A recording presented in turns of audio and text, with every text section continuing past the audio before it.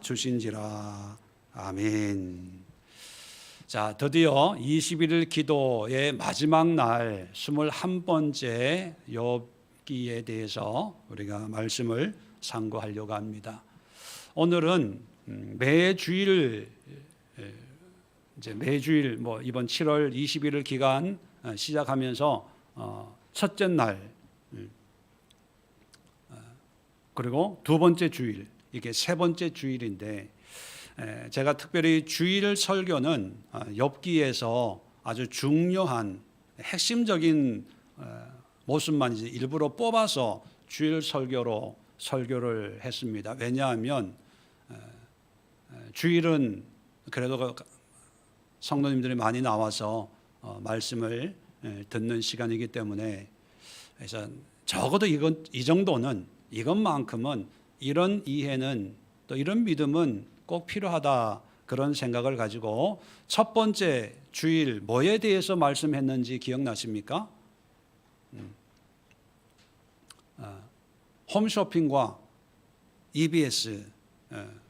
그래서 하나님에 대해 귀로만 듣기만 하다가 이제야 주님을 봅니다. 그 말씀을 통해서 우리 인생도 그렇고 성경도 그렇고, 사람들은 자기가 원하는 대로, 관심이 있는 대로, 필요한 대로 이렇게 관심을 가지지요. 성경도 66권 말씀 속에 참 다양한 주제들이, 다양한 내용들이 있는데, 이것을 내가 보고 싶은 대로, 필요한 대로, 내가 좋게 여기는, 소위 말하는 은혜가 되는 부분만 이해하고 나머지는 어려워, 힘들어, 몰라, 관심 없어, 그렇게 생각을 하는데, 근데 이 성경 전체는 또 욥기도 마찬가지고, 뭘 얘기하려고 하냐면 하나님에 대해서 가르치는 EBS라는 거예요. 자, EBS를 공부하는 학생은 관심이 있으면 물론 보지만, 관심 없다고 안 봐도 되나요? 나한테 필요 없다고 생각하고 안 봐도 되나요? 공부하는 학생이라면 봐야 되고, 또 공부해야 되고, 또 EBS를 통해서 이제 가르쳐지는 그런 내용들을 깊이 있게 숙고를 해야 어떤 학업에 도움이 되는 것처럼, 우리가 욥기를 통해서 보고 싶은 대로만 보고 이해하지 말고, 또 하나님에 대해서 알고 싶은 대로만 알고 그것이 전부다라고 했다가는 욥의 세 친구들처럼 하나님의 진노를 살 수 있기 때문에 하나님에 대한 그런 바른 신앙과 지식을 가져야 된다. 두 번째는 28장 지혜와 명철을 말씀드리면서 광산의 광부들이 지하에 묻힌 지하 자원, 보화를 캐는 것처럼 우리가 수고해야 된다. 왜 믿음이 안 자라냐? 수고를 안 해서 그래요. 애를 쓰지 않아서 그래요.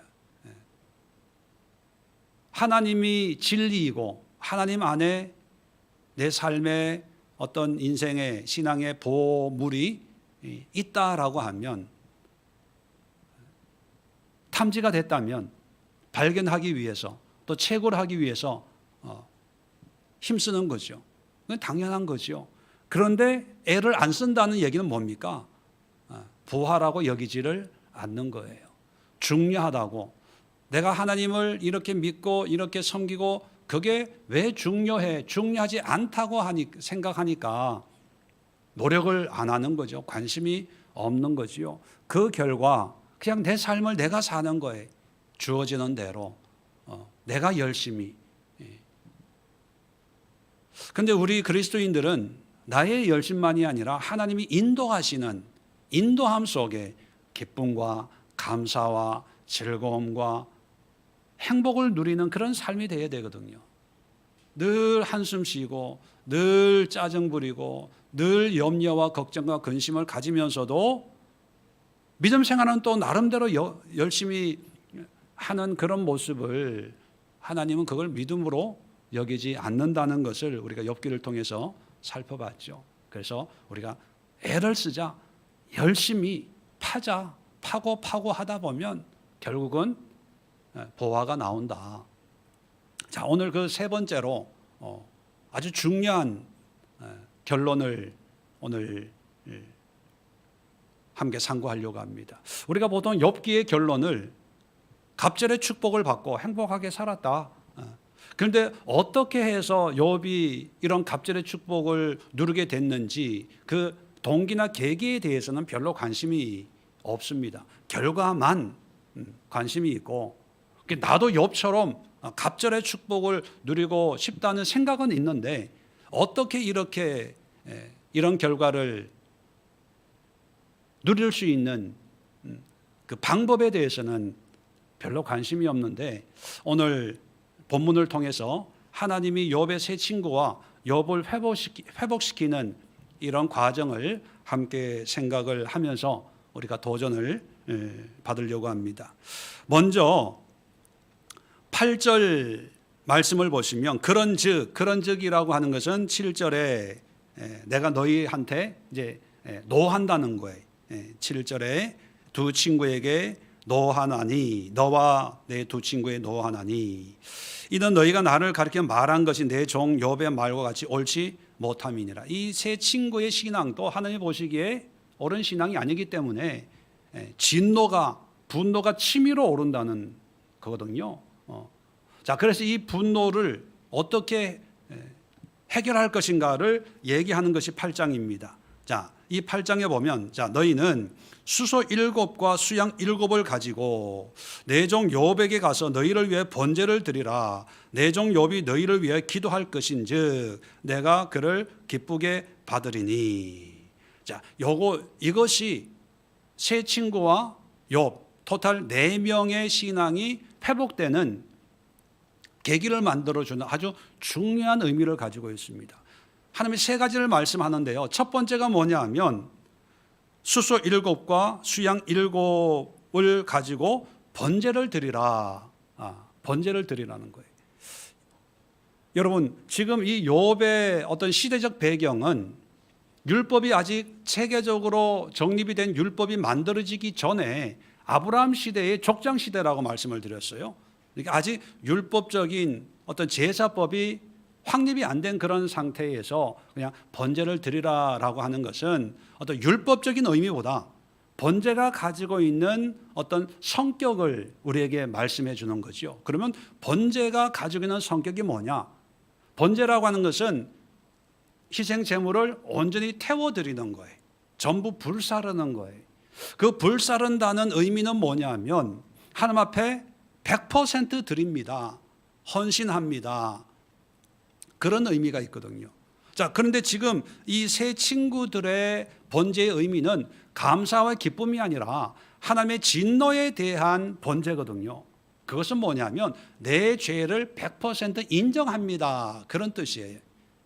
내 믿음이 잘못됐다는 사실을, 하나님 앞에 내가 이런 상태로 믿음 생활을 한다는 것이 하나님의 진노를 산다는 것을 내가 인정합니다. 고백합니다. 100% 수긍합니다라는 그런 의미의 고백으로 번제를 이제 태워서 이제 드리는 의미입니다.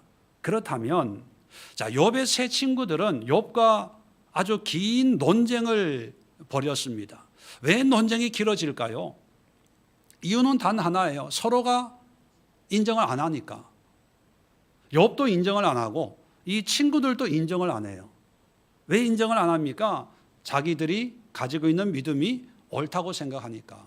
문제가 없다고 생각하고, 문제는 욥이 무슨 죄가 있어서, 허물이 있어서 하나님이 심판한 거야. 이걸 줄기차게 주장을 하다 보니까 논쟁이 길어지는 거지요.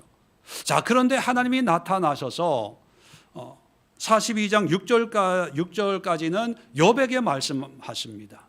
그래서 욥이 회개를 해요. 그리고 7절부터는 욥의 세 친구 중에 엘리바스에게 얘기를 하는 거예요. 엘리바스에게. 근데 그 엘리바스에게 욥의 말같이 너희 말도 옳지 않다, 잘못됐다라고 지적을 해요. 자, 이 하나님의 말씀에 네가 순종해? 하나님의 말씀을 받아들여? 그렇다면 번제를 드려. 그렇게 말씀하시는 거거든요. 그 얘기는 뭐냐면 하나님이 말씀하시는 나의 문제에 대해서 내가 시인하고 인정하고 고백하고 하나님의 말씀을 그대로 내가 수긍하겠습니다라고 하는 그런 고백이 이제 번제로 나타나는 겁니다. 그런데 말처럼 이게 쉬운 일이 아닙니다.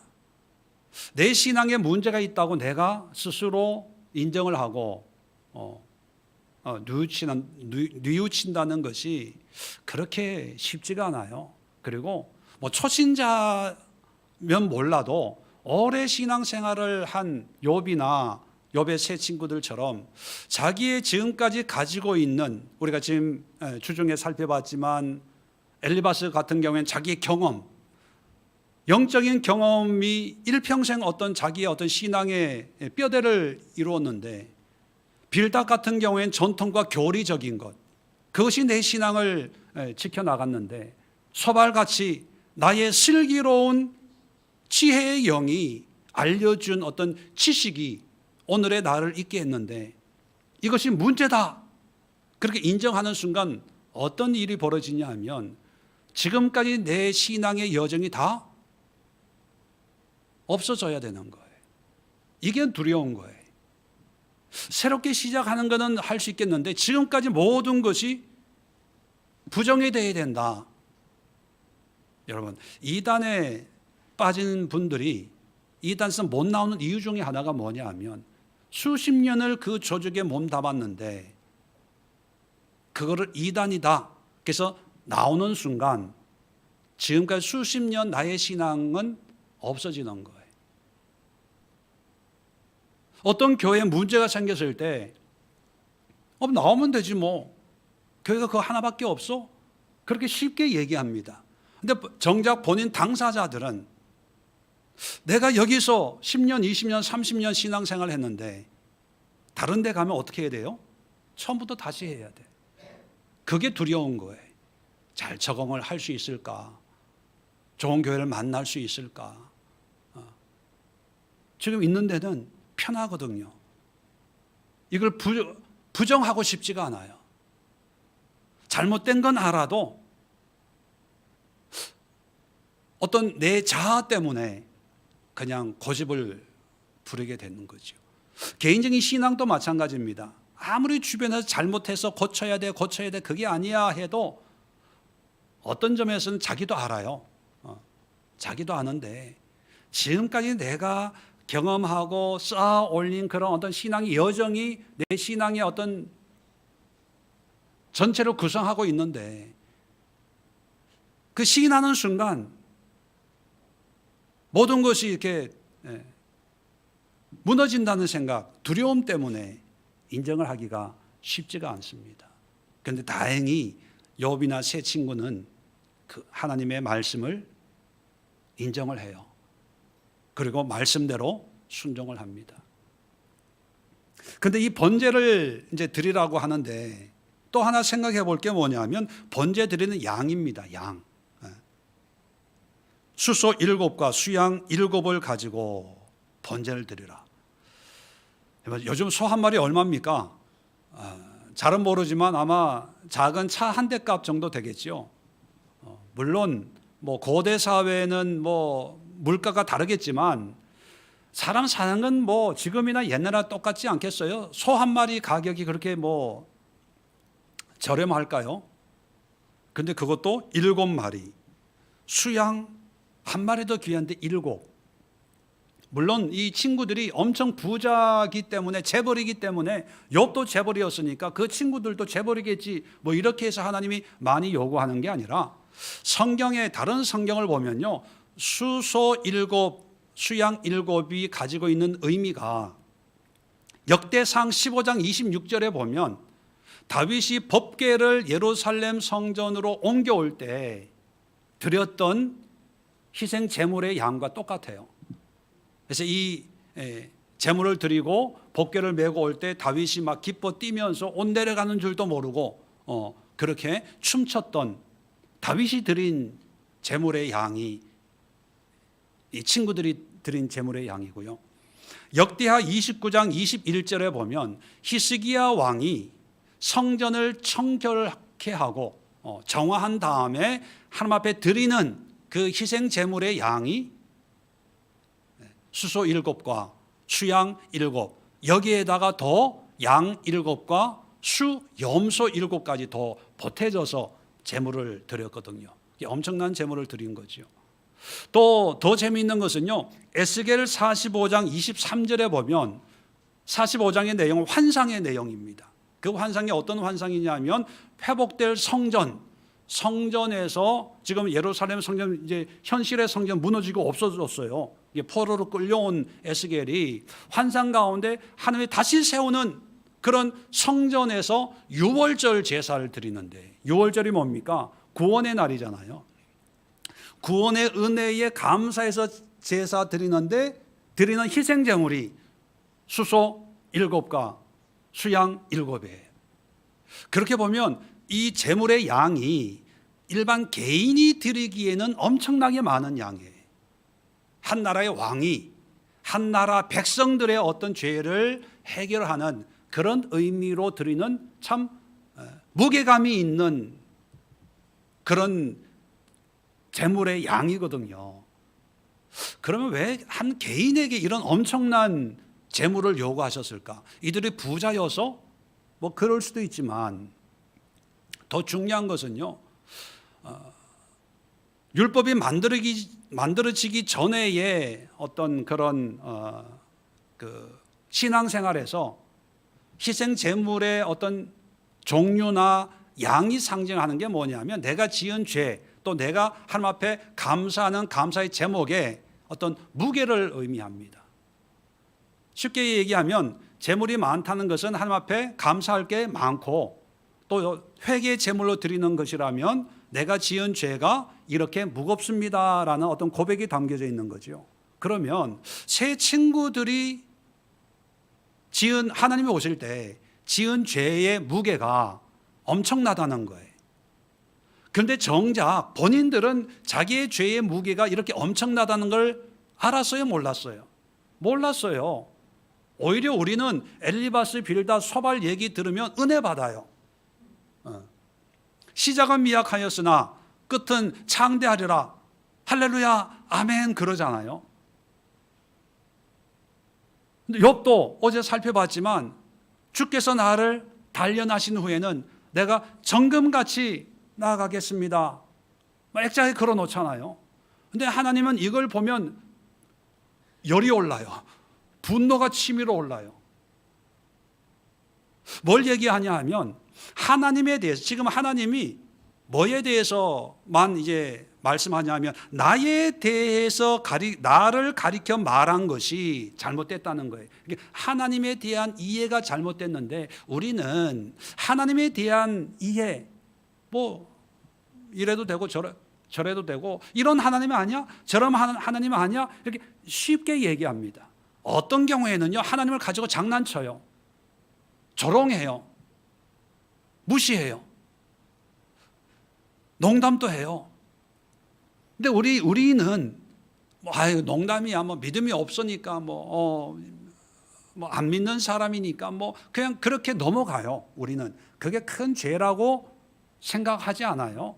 근데 하나님은 우리가 농담처럼 비아냥거리고 조롱하고 하나님이 있냐 없냐, 뭐 있으면 나와봐라, 뭐 이런 얘기를 하는 그것을 들을 때 하나님은 분노가 치밀어 올라요.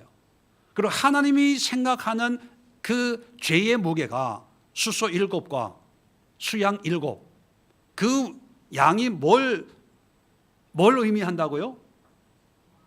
왕이 자기 나라의 백성을 위해서 드리는 그런 제물이라고 말씀드렸잖아요. 이게 엄청난 죄라는 거예요.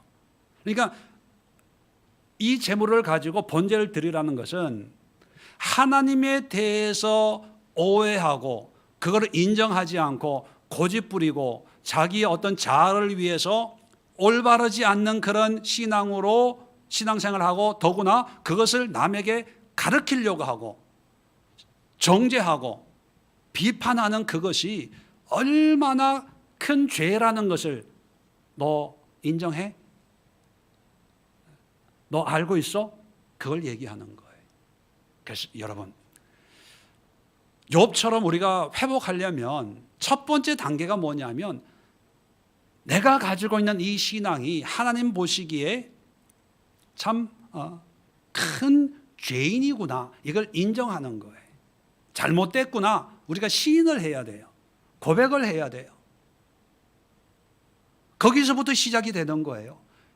왜냐하면 내가 잘못됐다고 느끼지를 않으면 변화가 있을 필요가 없잖아요. 난 괜찮은데, 잘 믿고 있어, 신앙생활 아무 문제 없어, 다 이렇게 신앙생활하는 거 아니야? 그런 상황에서 무슨 변화가 있습니까? 똑같은 어떤 패턴의 반복이 될 뿐이지요.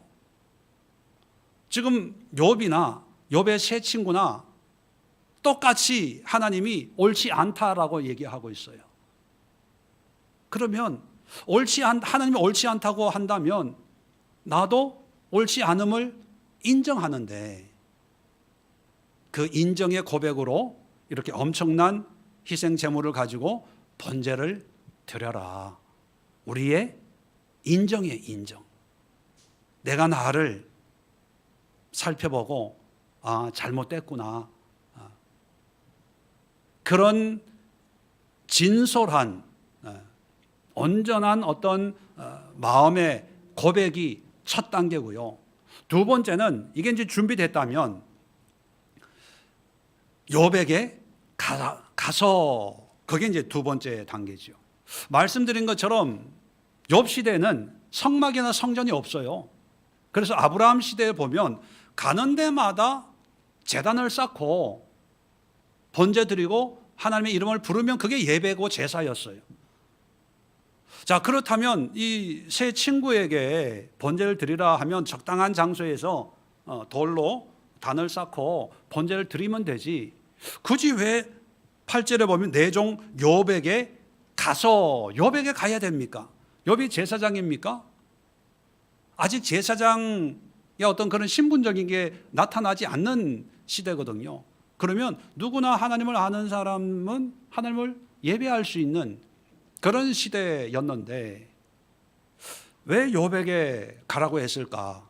우리가 오해하기 쉬운 게 뭐냐면 8절에 내 종 욥에게 가서 너희를 위하여 번제를 드리라 라고 해서 마치 이 번제 드리는 주체가 욥이라고 생각할 수가 있어요. 근데 욥이 번제를 드렸는지 아니면 이 세 친구가 번제를 드렸는지 성경 말씀으로는 명확하게 구분이 안 돼요. 단지 분명한 것은 욥은 기도를 했고 9절에 보면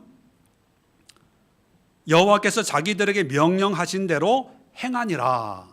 욥의 세 친구는 하나님의 명령대로 행했다. 그렇다면 번제를 드리라라고 명령을 했기 때문에 번제는 세 친구가 드렸을 수도 있고, 그죠? 번제의 주체가 누구인지는 모르지만 중요한 것은 욥이 번제를 드리기 위해서 욥에게 간 건 아니라는 얘기예요. 그럼 왜 욥에게 가라고 했을까? 우리는 두 가지 면에서 생각해 볼 수가 있습니다. 첫 번째는 회개라고 하면 우리는 하나님 앞에 회개하면 다 회개가 됐다고 생각을 해요. 그런데 하나님은 하나님과의 앞에 어떤 번제를 통해서 내 죄의 무게를 고백하면서 회개하는 것도 필요하고, 또 옆에 있는 사람 욥에게 가서 번제를 드리는데 욥에게 가면 여러분 상황을 한번 생각해 보면 욥에게 가서 다짜고짜 우리는 번제할 테니까 너는 기도해, 우리를 위해 기도해줘, 이러면 욥이 기도하겠습니까? 지금까지 논쟁을 하면서 서로 감정이 안 좋은 상태에서 욥에게 가서 우리는 번제할 테니까 너는 우리를 위해 기도해줘, 이게 하나님이 우리에게 말씀하신 거야, 이것만 얘기한다고 될 일이 아니라 자초지정을 설명을 해야 되겠죠. 하나님이 우리에게 나타나서 하나님에 대한 지금까지 말이 하나님 보시기에 옳지 않아서 하나님이 지금 열이 막 진노가 막 충만한 상태가 되어서 우리 보고 번제를 드리라고 하는데 너한테 가서 번제를 드리래. 그리고 너는 우리를 위해서 기도해야 된대. 이런 얘기를 하려면 하나님 앞에 내 죄를 인정하고 고백한 것처럼 욥한테 가서 사과해야 될 거 아닙니까? 용서를 구해야 될 거 아닙니까? 하나님에 대해서 말한 그게 하나님 보실 때 옳지 않은 얘기를 우리가 해서 야 미안하다, 우리가 얘기한 거 다 없던 걸로 해줘, 마음에 담아두지 마, 뭐 이런 용서와 화해의 어떤 과정을 겪어야 언제나 번제가 되는 것처럼, 여러분 욥에게 가라고 하는 것은요, 사람과 사람과의 관계에서도 회복이 필요하다는 거예요. 그런데 실질적으로 우리는 사람과의 관계보다는 하나님과의 관계 회복이 되면 다 된 걸로 생각을 하죠. 대표적인 것이 영화에 보면 밀양이라는 영화가 있죠. 오래전에 나온 영화인데 뭐 보신 분도 있고 밀양에 대해서 내용을 아는 분들도 있습니다. 자기 아들을 죽인 유괴범을 이제 용서하는 과정을 그렸잖아요. 자기 아들이 이제 유괴 당해서 죽고 나서 막 그 아픈 마음을 이제 신앙생활하면서 믿음 생활하면서 하나님의 은혜로 이제 치료받고 원수도 사랑하라는 그 말씀에 도전을 받고 이 교도소에 있는 이 흉악범을 어떻게 해야 되냐 막 자꾸 걸리는 거예요. 그래서 막 기도하고 몸부림치다가 그래 내가 용서해 주자. 그래서 힘들게 어렵게 이제 면회를 신청하고 그 살인자를 면회하면서 용서해 주러 왔는데 그 살인자가 교도소 안에서 이제 전도가 돼서 이제 교회를 다니는 거예요. 근데 이 살인자가 하는 얘기가 뭐냐 하면 하나님을 이곳에 들어와서 예수님을 만났는데 그 예수님이 나의 모든 죄를 용서해 주셨습니다. 그래서 내가 지금 얼마나 행복하고 즐겁게 살고 있는지 뭐 얼굴이 화색이 돌면서 그런 얘기를 하는 거예요. 그 순간 이 아이 엄마는 피가 거꾸로 돌면서 하나님께 삿대질 하는 거예요. 내가 용서해야지. 당신이 뭔데? 당신이 뭔데 용서해? 용서할 권리는 나한테 있는데 내 허락 없이 마음대로 용서해? 그러면서 막 하나님께 반발심을 가지고 교회에 와서 막 예배를 방해하고 이런 내용을 담고 있는 게 밀양이지요. 그런 하나의 영화를 통해서 우리 기독교인들의 어떤 성향을 조롱하고 비판하고 고발하는 거죠. 사람과의 관계에는 뭐 신경 안 쓰고 하나님, 기도, 회개 이것만 하면 다 되는 것처럼, 물론 우리가 어떤 사람과의 관계에서 저 아프리카에 있는 사람한테 미안하다고 비행기 타고 아프리카 가서 미안해 이렇게까지 할 필요 없지만 나 때문에 상처받은 사람이 있다면 하나님께 용서받았다 하더라도 그 사람과 사람과의 관계에서도 용서가 필요하다는 거예요. 이게 공동체거든요. 공동체. 두 번째는 뭐냐 하면 욥은 여전히 고난당하고 있잖아요. 상처받은 자, 고난당하는 자. 지금까지 욥의 친구들은 고난당하고 있는 친구를 위로한다고 가서 설교만 했어요.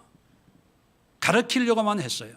한 번도 같이 손잡고 기도하지도 않고 예배 드리자. 왜 이런 일이 일어났는지 우리 인간은 어떻게 다 알겠냐. 그러나 하나님의 뜻 가운데 일어났다면 우리가 하나님 앞에 예배하고 기도하고 하나님의 뜻을 한번 알아보자. 이런 얘기를 한 번도 안 했어요. 자, 그래서 하나님이 욥에게 가서 같이 예배하라는 거예요. 너는 번제, 희생 제물 드리고 욥은 기도하고. 기도와 예배, 우리가 자주 하는 어떤 예배 형태 아닙니까? 우리 주변에 고난당한 자가 있다면 가서 고난의 이유를 설명할 필요가 있을 때도 있지만, 그러나 우리는 믿는 사람들이니까 믿는 사람으로서 할 수 있는 가장 기본적인 것은 같이 기도합시다, 같이 예배 드립시다, 함께 손잡고 같이 눈물 흘리면서 애통하는 마음으로, 왜 욥에게 이런 고난이 생겼나요? 알게 해주세요, 회복시켜 주세요. 그렇게 기도하고 예배 드려야 되는데 욥의 친구들은 그렇게 하지 않았거든요. 그렇게 보면 욥에게 가라고 하는 것은요, 관계, 사람과 사람의 관계의 회복, 그 회복을 통해서 결국은 하나님 앞에 예배하는 거예요. 예배. 그 예배가 회복의 시발점입니다. 세 번째는 이제 욥의 기도가 필요한데, 자 8절에도 보면 내 종 욥이 너희를 위하여 기도할 것인즉, 자 기도인데 보통 기도, 일반적인 기도가 아니고요. 그리고 지금까지 욥도 기도했어요. 욥기 읽어보면 욥이 하나님 앞에 기도한 내용이 나오는데, 그 내용은 다 자기의 문제, 왜 나에게 이런 어려움이 생깁니까? 하나님 원망하고 불평하고 따지는 어떤 자기의 문제 가지고 기도했는데, 지금 이 회복의 기도는 뭐냐면 욥 자신을 위해서 기도하는 게 아니에요. 누구를 위해서 기도합니까? 새 친구를 위해서. 그리고 더 놀라운 것은 10절입니다. 욥이 그 친구들을 위하여 기도할 때 여호와께서 욥의 공경을 돌이키시고 여호와께서 욥에게 이전 모든 소유보다 갑절이나 주신지라. 자, 회복의 시발점이 어디요? 욥에게 있어서 시발점은 욥의 친구들을 위해서 기도할 때. 욥이 환경이 달라진 게 없어요. 지금 여전히 똑같아요. 지금 죽겠어요, 힘들어요, 아파요, 소망이 없어요. 자, 그런 상황에서 전환점이 뭐냐 하면 욥이 이제 자기의 문제에서 벗어나서 친구들의 어떤 그 회개를 위해서, 회복을 위해서 기도하는 거예요. 이게 시발점입니다. 자, 우리에게는 그냥 단순히 중보기도 이렇게 표현할 수 있지만, 신앙적으로 성경적으로 보면 이게 참 획기적인 전환점인데, 그래서 이런 욥의 기도, 욥의 신앙을 우리가 중보자적 또는 제사장적 신앙 또는 기도, 이렇게 표현할 수가 있습니다. 아직 제사장이 만들어지기 전이거든요. 모세를 통해서 레위 지파 사람들이 이제 제사장이 되어서, 제사장이 뭡니까? 자기 문제를 가지고 예배하는 사람이 아니라 죄인들을 하나님과 화해시키는 그런 역할을 하는 사람들 아닙니까? 중간자 역할, 죄인과 하나님 사이에서 중보자 역할 하는 사람이 제사장이에요.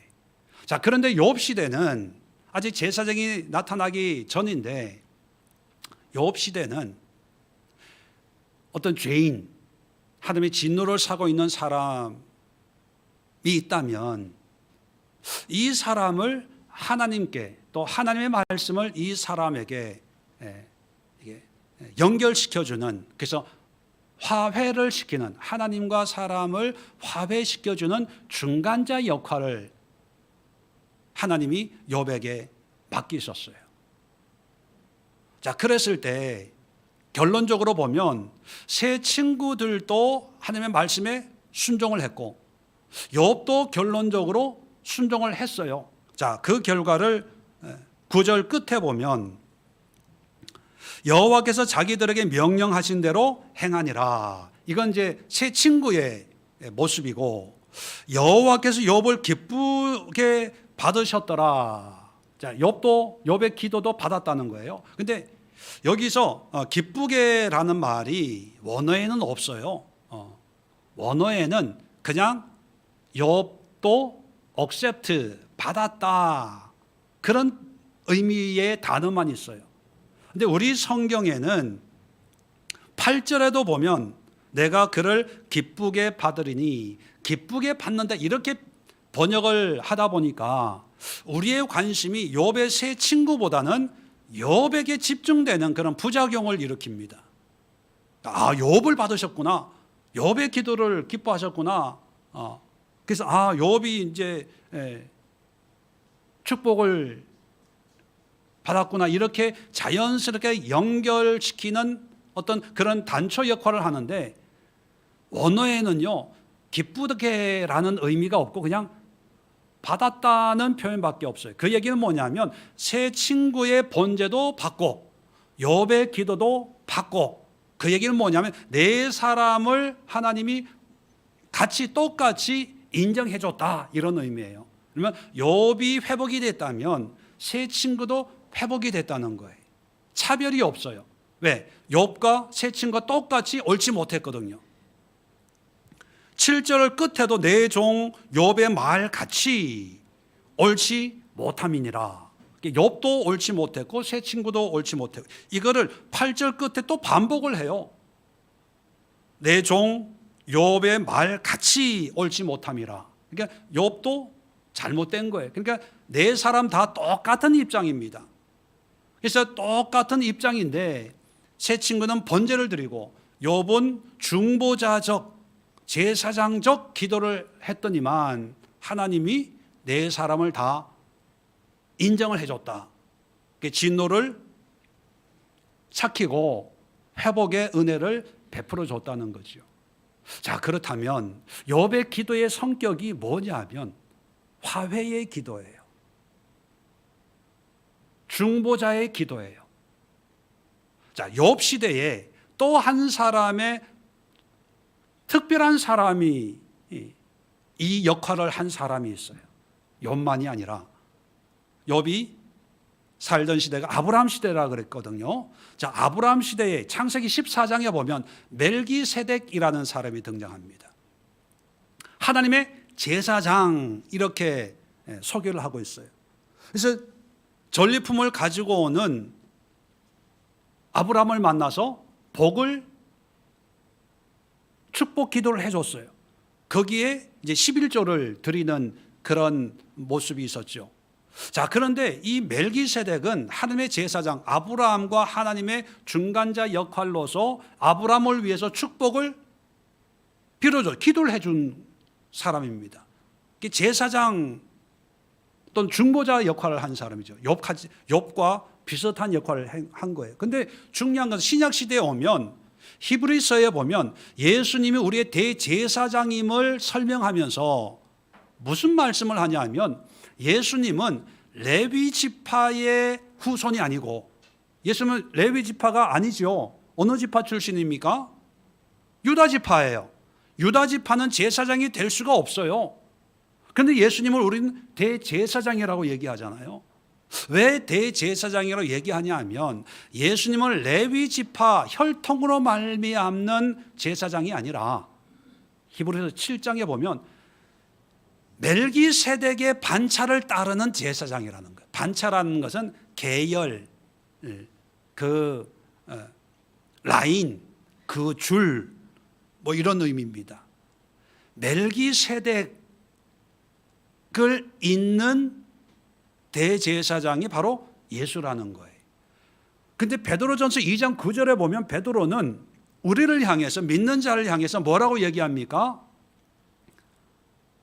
그의 나라요 택한 족속이요 왕 같은 제사장. 누가 제사장이라고요? 우리 믿는 사람, 제사장. 그러면 우리는 레위 지파의 어떤 혈통을 따르는 제사장일까요? 아니면 예수님을 따르는 제사장일까요? 예수님을 따르는 제사장이에요. 그럼 예수님을 따른다는 것은 곧 창세기로 가면 멜기세덱을 따르는 거고, 멜기세덱을 따른다는 것은 같은 시대에 활동했던 욥의 신앙을, 욥의 믿음을 따르는 그런 제사장이라는 거예요. 그러면 우리 그리스도인들의 신앙, 기도는 뭐냐 하면, 이제 우리는 구원 받았어요. 예수님을 알아요. 안다면 이제는 우리 주변에 있는 연약한 사람들, 고난당한 사람들, 죄인들, 이런 사람들의 중간자 역할이 되어서, 제사장 역할을 되어서 이들을 위해서 기도할 때 하나님이 기뻐하신다는 거예요. 이들의 아픔과 상처와 죄를 하나님 앞에 탄원하는 거예요. 기도라는 말이 히브리 말로 파랄이라는 단어인데, 파랄이라는 단어는 기도한다, 기도라는 말도 있지만 화해시키다, 탄원하다 이런 말도 있어요. 다시 말씀드리면 욥이나 멜기세덱이나 예수님이나 그리고 우리나 하나님이 원하시는 어떤 신앙의 모습은 뭐냐 하면, 내가 힘들어서 내 문제만 전전긍긍하는 게 아니라, 내 문제는 물론 힘들죠, 어렵죠. 그렇지만 옆에 있는 이런 하나님의 진노를 사고 있는 이런 사람들을 위해서, 하나님 이들을 용서해 주세요, 아직 몰라서 그래요, 이렇게 중간 역할을 하는 거예요. 그런데 내 환경은 여전히 어려워요. 그래도 이런 역할을 열심히 했더니만 내 환경은 누가 바꿔주신다? 성경에 있잖아요. 성경에 뭐라고 되어 있어요? 10절에 여호와께서 욥의 공경을 돌이키시고 이전 모든 소유보다 갑절이나 주신지라. 그 전까지는 내가 뭔가 내 인생을 뭔가 바꿔야 된다고 생각했어요. 무너진 집도 세우고, 무너진 사업도 세우고, 무너진 어떤 내 건강도 그냥 좋다는 것 먹고 그래야 내가 산다고 생각을 했어요. 그래서 다 관심이 나예요. 하나님 뭐 먹을까요? 어디로 갈까요? 나에게 필요한 게 어디 있습니까? 사업을 어떻게 할까요? 뭘 어떻게 할까요? 계약을 입찰을 어떻게 할까요? 그랬는데 욥에게 너 자신을 위해 기도하지 말고 이 사람들 위해 기도해. 중보 기도해. 제사장 역할을 해. 사람들 중간에서 내 마음을 좀 전달해 주고 사람들 마음을 전달해 주는 그런 기도를 해. 지금 욥 입장에서는 그렇게 하고 싶겠어요? 하기 싫겠죠. 왜 또 욥 입장에서는 하나님하고 해결 다 됐어. 42장 1절부터 6절까지 내가 회개합니다. 지금까지 얘기한 거 다 거둬드리겠습니다. 하나님하고 해결이 다 됐어요. 나는 마음이 편해요. 그런데 또 나 힘들게 했던 사람 위해서 기도하래. 인간적으로 싫지만 욥은 했어요. 그랬을 때 하나님이 욥도 받으시고 새 친구도 받았어요. 그리고 하나님이 욥의 삶에 개입을 하신, 이게 신앙생활입니다. 이게 믿음생활이에요. 제가 그래서 그런 표현을 할 때가 종종 있습니다. 우리가 하나님 일을 하면 내일은 누가 해주신다? 하나님이 해주신다. 그런 믿음으로 사는 게 신앙인이에요. 그런데 우리는 때로는 하나님이 하실 일을 내가 하려고 그래요. 그러니까 힘들까요? 쉬울까요? 어렵죠. 힘들죠. 피곤해요. 쉬지를 못해. 왜? 하나님이 하실 그 일을 연약한 인간이 하려고 하니까. 그런데 우리가 해야 될 일만 하면 인생은 참 쉬워요. 어려운 게 없어요. 또 어렵다 하더라도 또 쉽게 넘어갈 수가 있는 거죠. 결론적으로 말씀드리면요, 우리는 욥의 갑절의 축복에만 관심이 있는데 왜 하나님이 욥을 갑절로 축복을 하지 않을 수밖에 없었을까? 지난주에 지혜를 탐구하는 어떤 광부와 같이 열심히 애를 쓰는 수고를 했고, 그런 수고 이전에 하나님과의 관계, 사람과의 관계가 변화된 거예요. 욥은 자기 의로만 살았던 사람이거든요. 자기 인정받고 대접받고, 그리고 자선이나 구제를 할 때도 어떤 자기의 의를 나타내려고, 그런 모습을 우리가 어떻게 알아요? 그런 분 혹시 있으면 욥기 29장과 31장을 한번 읽어보세요. 이랬던 욥이 이제 그전까지는 물질로 도와주고 뭐 이런 것만 열심히 했다면 이제는 기도해요. 기도한다는 것은 하나님과 연결시켜주는, 예배하고 기도하고. 여러분, 그래서 제가 우리 교회 에클레시아를 하는 이유가 뭐냐 하면, 목회자가 성도들과 하나님 앞에서 말씀을 전하고 예배하고 기도하고 그런 역할을 하는데, 목회자만 해야 될 일이 아니라 아까도 말씀드렸지만 욥, 멜기세덱, 예수님, 그리고 우리 모든 그리스도인들이 왕같은 제사장 역할을 해야 돼요. 그런데 그런 역할을 할 수 있는 상황이 아니고, 할 수 있는 여건이 아니고, 또 해야 된다는 그런 생각도 없거든요. 사실은 내 문제에 급하니까. 그래서 에클레시아를 통해서 장로를 세우고, 그 장로들이 에클레시아들 한 사람 한 사람들을, 죄인도 있고 믿음이 없는 사람도 있고 뭐 부정적인 얘기를 하고 하나님을 조롱하는 사람들도 있고, 뭐 욥의 세 친구나 욥처럼 그런 사람들이 있더라도 뭘 가르치려고 하지 말고, 잘했니 못했니 판단하려고 하지 말고, 그냥 모여서 같이 예배드리고 하나님 이런 분입니다 하는 말씀 전달해주고 같이 기도해주고. 뭐가 어려워요? 뭔가 자꾸 가르치고 내가 변화시키려고 하니까 힘든 거예요. 그렇게 하려고 하니까 나는 믿음이 없고 지식도 없는 거예요. 그런데 그렇게 하라는 얘기가 아닙니다. 세 친구와 욥이 같이 공동체를 이루어서 그 예배하는 거예요. 서로 기도해 주는 거예요. 하나님, 제사장의 마음으로, 하나님, 아무개 집사님 지금 아프대요, 긍휼을 베풀어 주세요. 사업적으로 힘들대요, 도와주세요. 가정에 문제가 있대요, 도와주세요.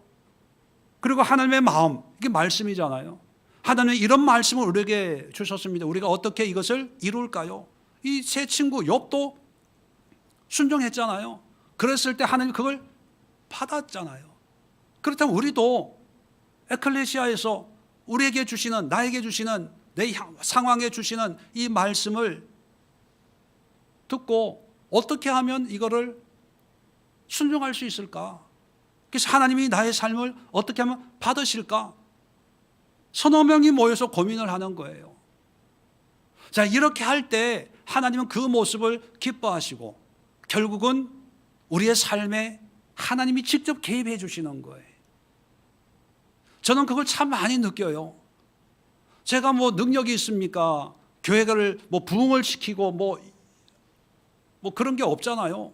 여러분도 보시다시피 정말 능력이라고는 없는데, 어떤 사람 누구를 만나서라도 별 볼 일 없는 내 삶에서 느낀 그 하나님에 대해서 그냥 얘기를 해줘요. 설명을 해줘요. 그것밖에 없어요. 그런데 하나님은 내 삶에, 저의 삶을 아시는 분은 아마 잘 알 거예요. 제가 미국에 사역하다가 한국에 와가지고 저희 누님 집에 얹혀 있다가, 그죠? 흘러서 여기까지. 제가 뭐 주식 투자를 합니까? 뭐 따로 뭐 돈을 뭐 법니까? 저 한 거 아무것도 없어요. 그런데 하나님은 내 삶에 개입을 하고 간섭을 하고 지금까지 행복한 목회를 하고 있는 거죠. 여러분, 여러분의 어떤 신앙이나 어떤 삶의 패턴을 좀 바꿀 필요가 있어요. 그래서 욥기를 제가 설명을 21일을 하고 있는데, 혹시 21일 기도 안 나와서 말씀을, 욥기에 대한 말씀을 못 들으신 분들은 영상을 통해서라도 처음부터 차근차근, 오늘 42장만 뚝 잘라서 설명을 하면 혹시 어떤 분들은 잘 연결이 안 되는 경우도 있어요. 뜬금없이 뭐. 근데 첫날부터 제가 차근차근 설명을 해놨거든요. 그거를 한번 쭉 들으면서 오늘 욥이 이런 과정을 통해서 이렇게 변화가 됐구나, 이걸 깨달으면 나도 이게 잘못이구나, 나에게 이것이 문제구나, 이걸 바꿔야 되겠구나, 또 이렇게 해야 되겠구나, 좀 그런 도전이 일어나지 않을까.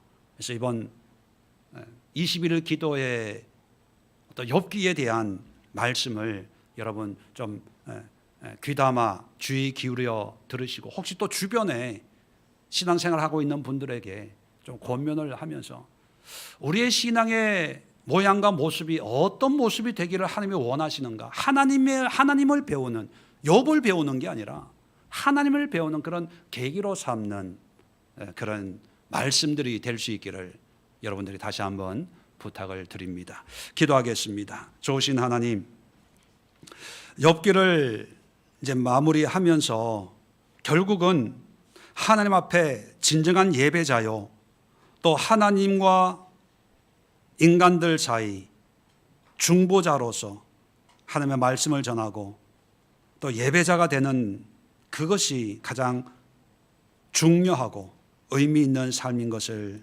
깨닫습니다.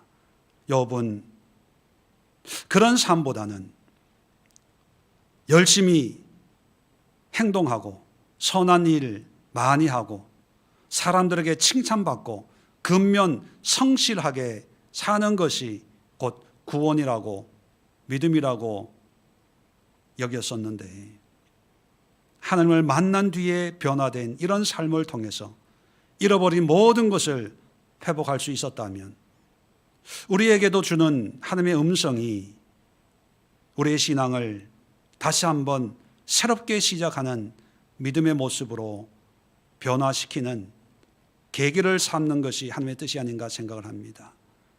우리의 신앙을 진지하게 되돌아보게 하시고, 과연 사람 앞이 아닌 하나님 앞에 진노를 사는 믿음의 모습인지, 아니면 하나님이 흡족히 여기는 믿음의 모습인지 하나님의 관점으로 우리를 살펴보게 하시고, 그 결과에 따라 세 친구와 욥이 하나님으로부터 회복할 수 있었던 이런 삶과 또 하나님의 지혜와 명철을 얻기 위해서 어떤 수고를 했는지 우리도 도전받는 그런 욥기가 될 수 있도록 축복해 주시옵소서.